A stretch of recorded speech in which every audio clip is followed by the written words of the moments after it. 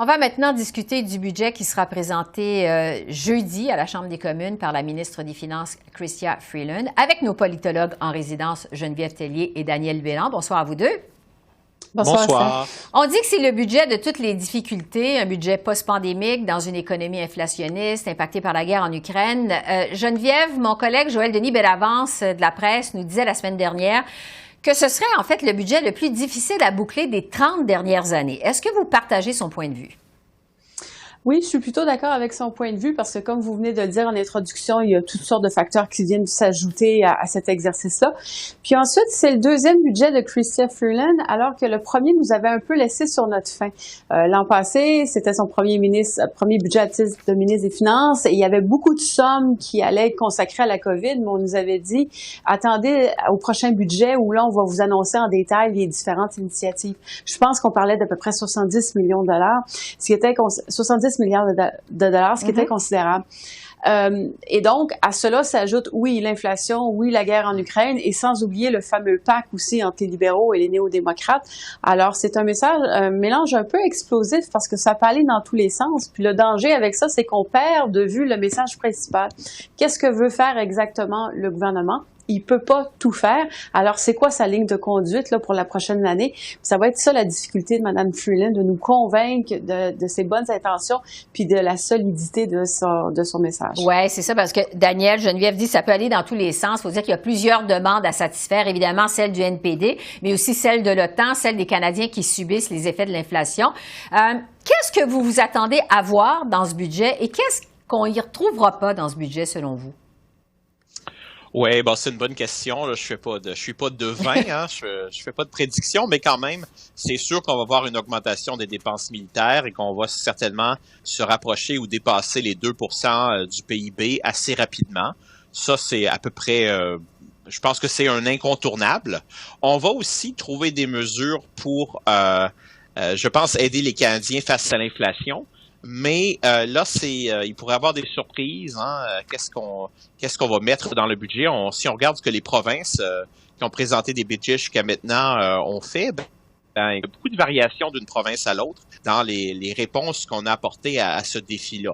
Il y a aussi évidemment tous les ajouts qui sont liés à l'accord ou le pacte là, avec le NPD. Donc, on va voir en matière d'assurance dentaire, couverture dentaire, et aussi on va voir s'il y a des éléments pour ce qui est de l'assurance médicaments aussi déjà dans le budget. Donc ce qu'on verra pas, je pense, c'est qu'on n'aura pas tout évidemment. On pourra pas tout faire en même temps. Et la question, c'est de savoir comment on va étaler ça au cours des prochaines années, surtout qu'on parle maintenant d'une stabilité anticipée là, pour trois ans, là, plus de 3 ans de durée de vie, cet accord-là avec entre les libéraux et le NPD, si ça dure. Et donc, ça pourrait quand même aider un peu, même si c'est très difficile, comme le dit Geneviève. Je pense que le fait qu'ils aient déjà l'accord anticipé du NPD pour ce budget-là, qui ont déjà parlé avec eux, évidemment, à ce sujet-là, et aussi qu'ils ont cette période de plus de 3 ans, ça peut leur donner un peu plus de temps pour planifier. Oui, c'est ça. C'est comme le premier grand test de cette alliance entre le NPD et les libéraux qu'on va voir jeudi. Geneviève, vous vous attendez à voir quoi dans ce budget, à ne pas voir dans ce budget de votre côté?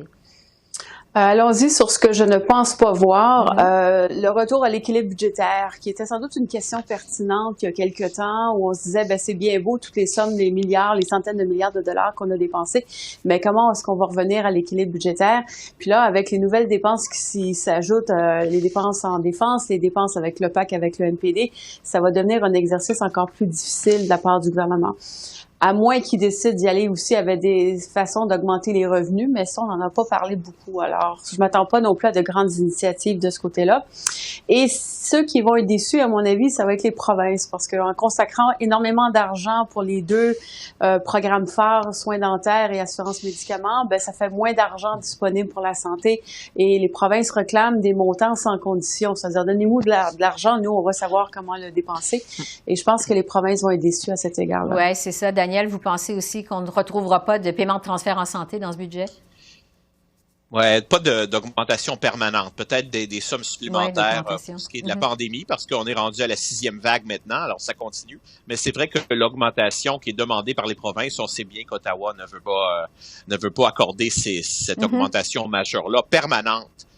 Des transferts en santé. Ce qu'on pourrait retrouver dans le budget quand même, Geneviève a parlé des sources de revenus, peut-être une augmentation du fardeau fiscal pour les mieux nantis. Donc pour les plus riches, c'est une possibilité. Et ça ferait l'affaire du NPD, évidemment, qui demande une augmentation d'impôts là, pour les contribuables les plus aisés. Alors, mais ça rapportera pas assez d'argent, si vous voulez, pour compenser, je pense, les nouvelles dépenses. Donc, je suis d'accord avec Geneviève. L'équilibre budgétaire, ça va être quelque chose qui va rester à l'horizon et pas à court terme. Oui, justement, Geneviève, pour poursuivre sur l'équilibre budgétaire, l'ampleur du déficit, le gouvernement Trudeau, faut le rappeler, a jamais rencontré ses cibles budgétaires depuis les 7 ans qu'il est au pouvoir. On se rappelle qu'il avait fixé le déficit à 10 milliards. On est loin de ça, évidemment, c'était avant la pandémie. Est-ce que la gestion du déficit, c'est un grand test de crédibilité pour Chrystia Freeland, cette fois-ci, vous pensez? Je ne pense pas, dans ce sens qu'elle est la bonne porte-parole du gouvernement Trudeau. Et pour le premier ministre, je pense que c'est clair que le déficit, c'est pas un problème. Puis effectivement, il y a des arguments dans les deux sens. On peut très bien vouloir lutter contre le déficit, mais en même temps, si on regarde combien ça nous coûte alors que les taux d'intérêt sont excessivement bas en ce moment, qu'on est aussi dans une des positions les plus enviables de la plupart des pays sur la planète, pas tous, là, mais un bon nombre, on peut se demander si c'est vraiment important de lutter contre le déficit. En même temps, le problème, c'est que pendant des années, on s'est serré la ceinture au Canada, dans les années 90, les années 2000, pour justement atteindre l'équilibre budgétaire. Puis on a l'impression qu'on a un peu balayé ça du revers de la main. Donc, il y a un peu cet équilibre-là en trouver le juste milieu. Oui, peut-être un certain déficit. Vous l'aviez dit, 10 milliards de dollars, ça, je pense qu'on aurait été capable de l'assumer. Mais rapidement, le gouvernement, à l'époque, l'avait monté à 30 milliards.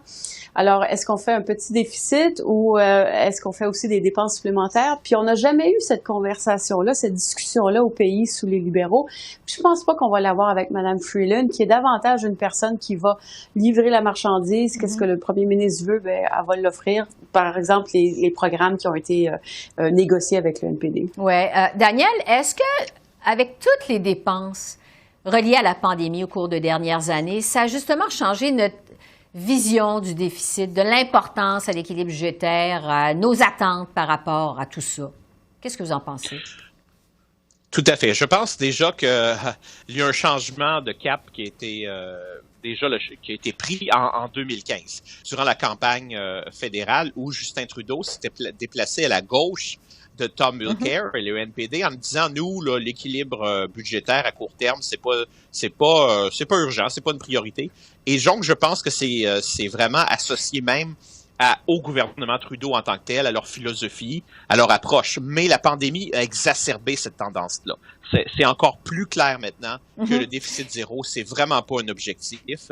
Et bon, c'est vrai que les taux d'intérêt très bas, à court terme, en tout cas, c'est possible de continuer à dépenser beaucoup. Mais si les taux d'intérêt se mettent à augmenter plus rapidement, ben là, il va falloir passer à la caisse et payer. Alors, il faut quand même être prudent. Et je suis certain que les conservateurs vont critiquer ce budget-là sur le plan de la prudence budgétaire, parce que je m'attends quand même à des dépenses importantes. Oui. On peut s'attendre à ça. Geneviève et Daniel, merci et à bientôt. Merci beaucoup. Merci, au revoir. Au revoir.